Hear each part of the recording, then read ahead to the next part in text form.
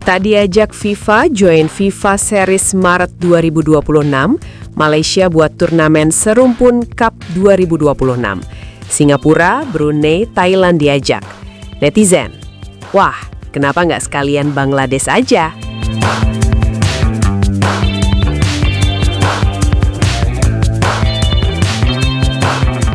Tak diajak FIFA Series Maret 2026, Malaysia akhirnya ambil jalan sendiri. Bukan protes resmi, bukan surat terbuka, tapi bikin turnamen tandingan. Namanya Serumpun Cup 2026. Sekilas, kedengarannya solid, nasionalis, regional. Seolah mau bilang, kami tetap eksis walau nggak diajak FIFA. Tapi semuanya berubah begitu daftar undangan keluar. Singapura diajak, Brunei diajak, Thailand juga diajak. Extremes. Dan di titik itu, netizen langsung pecah. Karena publik mulai bingung, ini turnamen serumpun atau turnamen asal rame? Kita mundur dikit ke awal masalahnya. FIFA resmi ngumumin kalender FIFA Series Maret 2026. 4 tim internasional bakal main di Indonesia.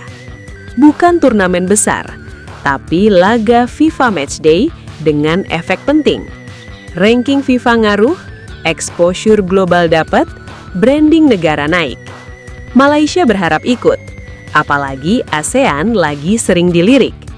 Tapi faktanya, Malaysia nggak masuk daftar. FAM kecewa jelas. Media lokal ribut, netizen panas. Dan disitulah Malaysia ambil keputusan cepat, bikin Serumpun Cup 2026. Secara konsep, ini bisa jadi langkah cerdas kalau dieksekusi dengan arah jelas. Masalahnya arah itu langsung kabur begitu Thailand ikut diundang.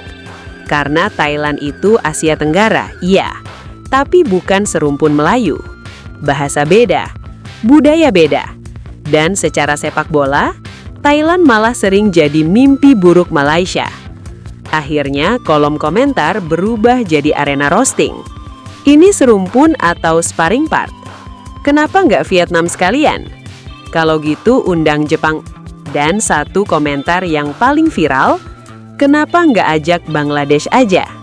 Sarkas, tapi tepat sasaran. Karena publik sadar, ini bukan soal serumpun. Ini soal pembuktian diri. Malaysia ingin menunjukkan ke FIFA dan dunia, kami nggak butuh kalian untuk tetap hidup. Tapi yang terlihat justru sebaliknya. Ini terasa seperti reaksi emosional, bukan strategi jangka panjang. Dan di sini, perbandingan dengan Indonesia jadi tak terhindarkan. Kenapa Indonesia diajak FIFA Series, sementara Malaysia tidak? Jawabannya pahit, tapi simple. Nilai tarik. Indonesia mungkin belum stabil prestasinya, tapi Indonesia punya apa yang FIFA cari hari ini. Stadion, standar internasional, bahkan bekas Piala Dunia U17. Penonton, fanatik, rating tinggi, engagement sosial besar. Dan yang paling penting, Indonesia aktif menawarkan diri sebagai tuan rumah, bukan menunggu undangan. FIFA bukan cuma mikirin skor di lapangan, mereka mikirin pasar, exposure, cerita yang bisa dijual secara global. Dan Indonesia, dengan populasi besar dan hype sepak bola yang konsisten, itu aset. Sementara Malaysia masih sering terlihat reaktif. Saat Indonesia dapat event FIFA, narasinya jelas, ini bagian dari roadmap. Tapi saat Malaysia tidak diajak, responnya, ya sudah, kita bikin turnamen sendiri. Di mata internasional, itu beda kelas. Satu terlihat siap, satu lagi terlihat tersinggung. Bukan berarti Indonesia sempurna. Masalah internal masih banyak. Tapi secara positioning, Indonesia tahu cara membuat dirinya relevan. Dan ini yang belum sepenuhnya dimiliki Malaysia. Serumpun Cup 2026 akhirnya punya dua wajah. Di atas kertas, turnamen persahabatan regional. Di mata netizen, pelampiasan karena nggak diajak main. bukan salah bikin turnamen. Yang jadi masalah adalah alasan dibaliknya. Kalau tujuan utama pembinaan, harusnya lawan dipilih berdasarkan level dan arah jangka panjang, bukan sekedar siapa yang mau datang.